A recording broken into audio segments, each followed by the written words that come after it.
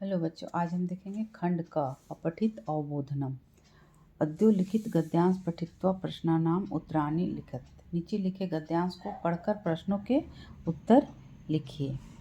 ये जो दिए हुए हैं ये गद्यांश, इसको पढ़कर इससे रिलेटेड क्वेश्चन है उसका आंसर देना है। इस तरह का क्वेश्चन आपको 10th बोर्ड में भी आता है। जैसे गंगाया तीरे एक आश्रम आसीत्। गंगा के किनारे एक आश्रम था। तत्र याज्ञवल्क्य नाम कुलपति आसीत्। वहाँ याज्ञवल्क्य नाम का एक कुलपति था। एकदा स गंगाया स्नानाय अगच्छत्। एक बार वह गंगा में स्नान के लिए गए। तत्र स शेनमुखात् पतितां मूषिकाम् अपश्यत्। उस समय वो चील के मुख से गिरता हुआ एक मूषिका मतलब चूहिया को देखा।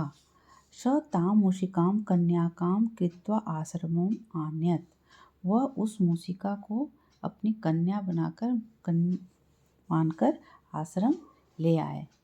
अपत्यहीनां च भार्याम् अकथयत्। अपनी संतानहीन पत्नी से कहे, इमां मूषिकाम् अपत्यवत् परिपाल्य।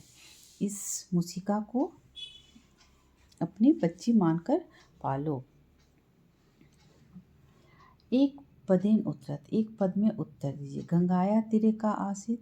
तो गंगा के किनारे क्या था? आश्रम। कुलपति नाम किम आसीत्। कुलपति का नाम क्या था? याज्ञवल्क्य। स स्नानाय कुत्र अगच्छत्। स स्नानाय गंगाया अगच्छत्। स मूषिकां किम अकरोत्। कन्याकाम अकरोत्। उन्होंने उस मूषिका का क्या किया? उन्होंने मूषिका को अपनी बेटी बना लिया। पूर्ण वाक्येन उत्तरत। पूर्ण वाक्य में उत्तर दीजिए। याज्ञवल्क्य काम अपश्यत्। याज्ञवल्क्य गंगाया शयनमुखात् पतितां मूषिकाम् अपश्यत्। याज्ञवल्क्य गंगा में गिद्ध के मुख से चील के या गिद्ध के मुख से गिरते हुए मूषिका को देखा। अब यहाँ यथा निर्देशम उत्तरत। निर्देशानुसार उत्तर दीजिए। अगच्छत् इति क्रियापदस्य किम क्रियापदम अस्ति। कर्तरीपदम अस्ति। इस क्रिया में अगच्छत् इस क्रियापद का कर्तरीपद में कर्ता क्या है? तो हम क्या देखना होगा यहाँ? अगच्छत् तो इसका क्या है? एकदा स गंगाया स्नानाय अगच्छत्। इसका कर्ता क्या हो जाएगा? स। तो यह तो क्या हो जाएगा यहाँ? स।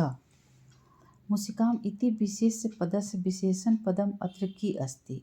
मूषिकाम विशेष, इस विशेष पद का विशेषण क्या है? तो जैसा हमारा विशेषण होता है वैसा ही विशेष्य होता है। यहाँ क्या है? मूषिकाम।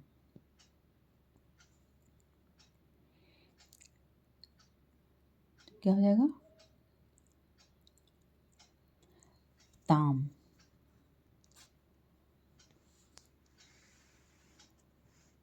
ये नहीं होगा। ताम मूषिकाम। याज्ञवल्क्य इति कर्तृपदस्य किम क्रियापदम अत्र अस्ति। याज्ञवल्क्य इस क्रियापद का, इस कर्ता का क्रियापद क्या है? आसीत्। संतानहीनाम इत्यार्थे अत्र का शब्द प्रयोग। संतानहीनता हीनाम के लिए यहाँ पर क्या कौन सा शब्द का प्रयोग किया गया है? अपत्यहीनाम।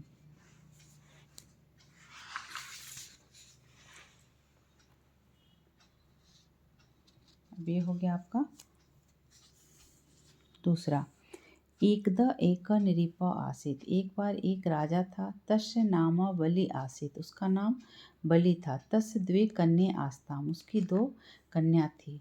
ते प्रतिदिनं सूर्योदये पितरं प्रसादात् अन्नमताम्। वे दोनों प्रतिदिन सूर्योदय के समय अपने पिता को प्रणाम करने जाती थीं। एकदा पिता अपृच्छत्। एक बार पिता ने पूछा, मम राज्ये युवां कथम अनुभवत्। हमारे राज्य में, मेरे राज्य में तुम दोनों कैसा अनुभव करते हो? प्रथमा कन्या अवदत्। पहली लड़की बोली, सर्व सुखम लभ्यते, सभी सुख प्राप्त हैं। द्वितीया चाव्रवीत, दूसरी ने कहा, सर्वे स्वकर्म फलम भुज्यते, सभी अपने कर्मों का फल भोग रहे हैं। महाराज तत्श्रुत्वा नृप अवदत्, ऐसा सुनकर राजा बोले, भो मनवीरः इनाम गृहीत्वा वने क्षिप, हे मंत्री इसको ले जाकर के वन में छोड़ दो।